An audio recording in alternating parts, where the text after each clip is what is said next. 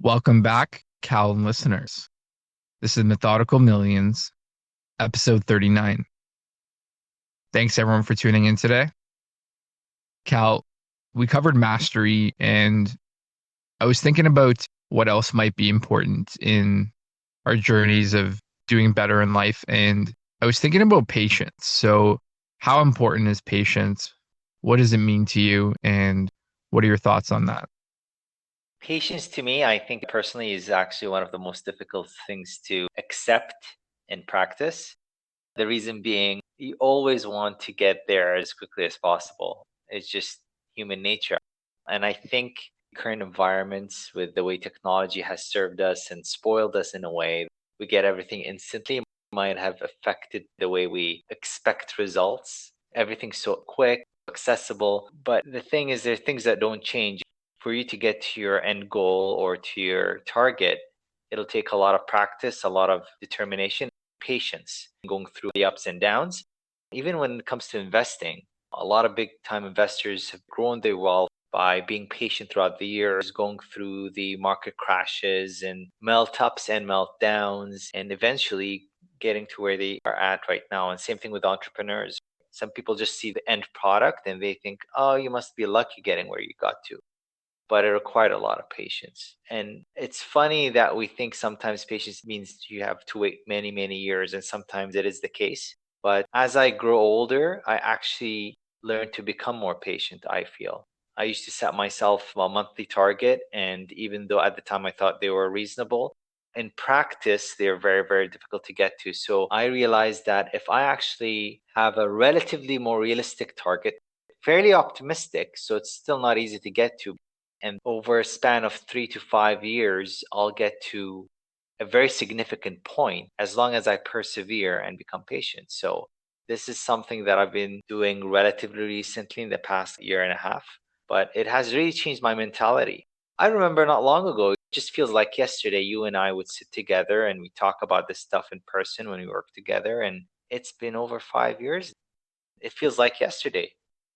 Wow, that's wild. I did not know it was 5 years. It did actually feel like yesterday. And I think patience can be selective. So if you need to decide what to be patient on and what maybe needs some more urgency, I think you can prioritize in your life things that you can do quickly, as a lot of people say, get them done fast, be efficient, be scheduled, the day to day stuff. But I think what really needs patience is long term things. So things that take time to build and grow, and a lot of ambitious goals or end goals will absolutely require patience. That's not something you can skip over. And if you decided from the last episode what you want to be masterful on, I bet you that is something that requires patience, that requires attention, that requires going back to trying and learning over and over again. And I think ultimately you'll need patience with yourself, because you have to be patient with yourself if you don't see growth right away. As we talked about things like compounding, how your life grows and unfolds over the years,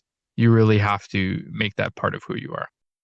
Cal, what are some examples of patience that come to mind, or maybe where you're impatient, maybe even a better example where it would have served you better to try and be patient and where you weren't? So there's this story when I first started being more active into trading than investing. What I did is I opened a paper trading account and I decided to really put in the effort to understand how to trade strategically, not just gamble. Because if you just try to buy and just hope for the best, that could be gambling, but try to be strategic, understanding how the market works, the fundamentals, how the macro events can affect the overall market, and all of that. So, what I did is I invested in terms of time a good 13 or 14 months. That's a good chunk of time. And I did it every single day, at the very least 6 days a week. I would actually be dedicated. I'd come back from work and I would read and study and take notes. I bought notebooks as if I was in a classroom and I would just write things down and go through them over and over. When I'm not at home, sometimes if I'm waiting for something, I just read through them. And when the market opens, I would go and take those trades in the paper trading account using fake money. for example, $10,000 or $100,000, and it's not real money, it's just a number, but you'd use that amount to trade within the market and try to make a profit and try to minimize your loss based on real market data. So I would trade as well throughout these 13, 14 months. So I would say that's very, very patient. And I'm not sure, I think you might remember that phase. Long chunk of time, and I was pushing myself and I was thinking, okay, I think this will be the month that I need to start, trade with real money.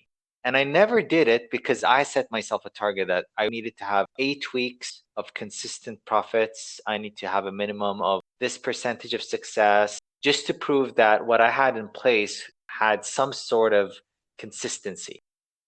So 13, 14 months in, I finally started to get there, but I only was able to get 4 weeks of consistent returns with the criteria that I set myself. The only criteria I didn't meet was the 8-week period. I was okay between 6 to 8 weeks. I did it in 4, and I decided, you know what? I've been doing this for close to 14 months. I need to go live. So I did. But the problem is, this is where impatience came. My first month was okay. It was relatively flat overall. The second month came in and I did absolutely fantastic. I just blew things out of the water. I was absolutely killing it. And for the best part, I was actually sticking to my rules, to my learnings, and hitting my goals and just stopping. And I did fantastic. And I was over the moon. I thought, okay, I got this. And then the third month came along. And because I was impatient, sometimes where you're on a winning streak, then you get on this high of adrenaline and you think, I'm really good at what I'm doing right now. And then I started losing. Then I set a higher target trying to recoup my losses. So I had a higher profit per day and profit per week and month. And by the end of the month, on my third month, not only did I blow all my returns, but I actually ended up going into the negative from my net starting position. The market really humbled me at that point, and I was impatient. I was definitely impatient. There were times that I actually had quite a lot of hiccups with system issues and with some technical difficulties, but there were times for me to take profit and I would get greedy because I knew I lost money the day before. Since it's going my way, I'm going to move my target higher. I'm going to move my target higher. And then it would just reverse. And instead of me capturing my targets and taking them off the table, I would actually go in the red again and in a much deeper position. So it's just a complete disaster that way. But it was a reminder that you have to be patient. If you're in the red, that's fine. Just stick to your goals, keep your head down, keep doing what you're doing. And then eventually, if the system is right, it's just all statistics. It's an odds game. So you have to go through some downtime, some red days for you to go through your 70% or 60% green days. So sometimes these red days happen one after the other, and sometimes they happen separate times. But overall, if you stick to your goal, and it seems to be working for 14 months, that means that you just have to be patient. And I wasn't. So I guess that's a good example from me, but anything you can share with us, John? Yeah, I just wanted to say that human psychology is fascinating, and as good as we think we are or humbled, we all re-humble ourselves when something like that happens. And the way I would think about patience is take away sense of entitlement. So why do people get impatient? Let's use driving in traffic. So are you more aggressive cutting in between cars? That's probably a sense of entitlement. Are you entitled to the last piece of food at a dinner table before round 2 comes out? All those kinds of things. And I would say if you take a look at yourself and what you do, how you think, and strip away entitlement in terms of impulsively rushing into things and stopping yourself and saying, does this really matter? Does this affect my life? Is this really going to change my life? And if the answer is no, I think it brings you into a state of consciousness of what's important, and you have a better sense of self and a better sense of your goals, a better sense of what matters, what doesn't in life. And I think being able to distinguish between those two things is part of the recipe for success. And patience itself, if you have humility and you're humbled without entitlement, you get to decide what to be patient on, what not. And I think realizing how important something might be versus not a big deal. We've talked about it before, but what perspective in life do you have? And being able to categorize these things and distill them into this can't wait or this can, I think you start to file in your life what's important, what's not, what tasks and goals do you got to work on.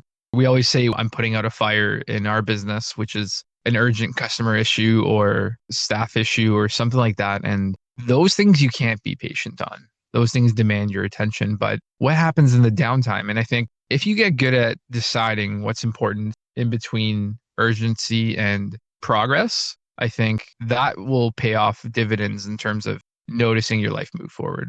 And then you'll see that you are in control, you are moving things along. And that's how I would frame it. I would say categorize everything going on in your life. Are you reacting? Are you proactively striving for things? It could be errands, chores, learning something new, and working on your business, all sorts of things. And I think why this skill is very important is because if you want to take control of your life, you're going to have to be the one who decides.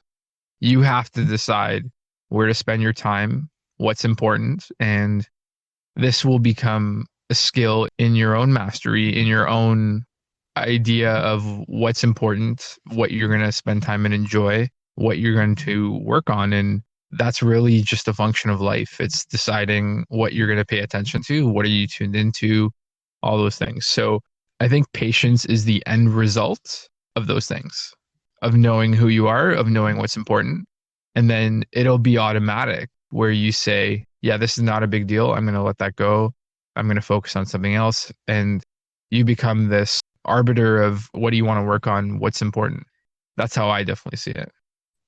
So patience in terms of investing or finance, from my experience, being long a position or letting a company ride out, especially if you're going to do early investing where a product's not yet to market and the company's not established, these things do take 5, 7, 10 years. And there has to be a set of patience there if the market turns. How often did Tesla dip down before it skyrocketed? And the thing with long-term investing is that it is a forward-looking game. What if everything goes right? Where is this company going to be? What value are they going to add to the world? And I'm surprised people are not as patient. And maybe this should be a learning because all you're doing is parking money. You're not working on the company. You could be, you could maybe try and get involved, but there's CEOs and teams working on things. So if you become a good investor who can pick the right picks and see successful entrepreneurs and what will emerge into growing markets, it's almost not that hard. It shouldn't be that hard. There's not really much you have to do except self-discipline. I always think of being a kid, Halloween or Easter, just picking out on all the chocolate. And that's an example of impatience and just indulging too much and not really setting your own limits, not controlling yourself. And everyone has those impulsions, just deciding where you're going to draw the line. And I think the reward of patience is you start to have an abundance of things. So you move from scarcity to abundance. So if you have a lot of one thing, whether it's money or food or clothes or family, friends, anything, material or immaterial, if you don't burn through all that, then you're going to have a lot of it. And I think that is ultimately what patience will buy you as well, which is you can move in and out of things being critical all the time. So growing up, not having enough money, things would be an emergency. Money was an emergency. I wouldn't have enough. I would need 2 jobs. But over time, when things tip your way, you don't have to go spend it all. And that is an example of patience where I would say that knowing where to draw the line and say, I'm good here, I'm going to go do something else or work on something else, I think is important because that way you will start to build an abundance of things and things are not an emergency anymore. Then you can focus on yourself or what's important to you. That's a great way to put it because, like you mentioned, once you have patience, you really can go through the noise, go through the volatility of anything, of the things that distract most of us. Just to go back again to the investing example, a basic rule of investing is saying, even if you don't know anything about investing, the best thing to do is invest in a company that you believe in. Any company that you buy their products, they use your services, you believe that they are doing a good job at what they're doing, or they have a very high potential and they're on their way to get it in 2, 5, or 10 years, then that's a good place to start. You have to believe in that company, not just for no good reason, but because you believe they are producing something or providing a service that no one else is providing. And that means, like you mentioned, parking your money and just being patient with it. It takes time for companies to grow, to get to where they are today and what they will be in 5, 10, 15 years from now. And that is a very good way to think of things. Like you mentioned, with anything in life, patience is key. There's a saying in Arabic, patience is the key of virtue. It's the key that will allow you to get to the places that you want to be, to what you want in life. So it's very, very important. And we say that to ourselves, but not many practice it.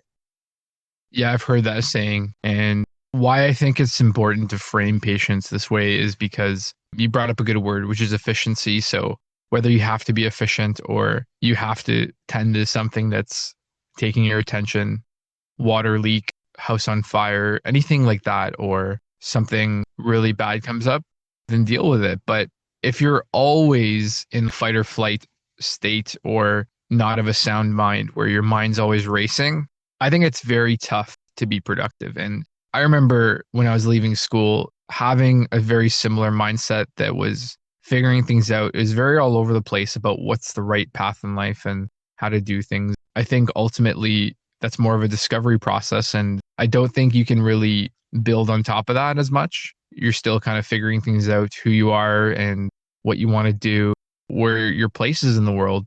But once you have conviction and you have everything at ease and things are in place, you have control over things, then patience is an essential ingredient. There's no doubt about that. Without patience, you won't have time to see things unfold. And let's throw some sayings in there. The best time to plant a tree is 20 years ago. The second best time is now. That's an ancient proverb or something. And people always say, oh, yeah, I missed this opportunity. I guess there's nothing left. But that's why I always say, look at the opportunity in front of you, because if you get good at finding opportunity and cultivating it and building your life, which is useful skills in deciding what you want to do, it's not just words, it's actually something that will resonate with you, then patience is the glue. If you don't have that, everything will tear apart and you'll be either distracted or miss opportunity in investing or miss opportunities in life. I think you'll always be reactionary and wonder why things are the way they are, but you could have a say in things. You could decide what the future looks like. So I think ultimately it's an important word. It's an important way to understand how you think about life and what it means to you. So I want everyone to think about that. What does patience mean to you? When is an example where you were patient, where you weren't? Where are you today in life? Where's your mind at? How do you feel about things? Do you find you're always stressed or not? And I think this will be a very helpful exercise in deciding what you want to do and how you want to do it and what's important in your next chapter in life. So with that said, we'll wrap up today's episode. That was Methodical Millions, episode 39. If you like to follow future episodes, you can follow us at methodicalmillions.com or info@methodicalmillions.com for episode feedback. Thanks, everyone.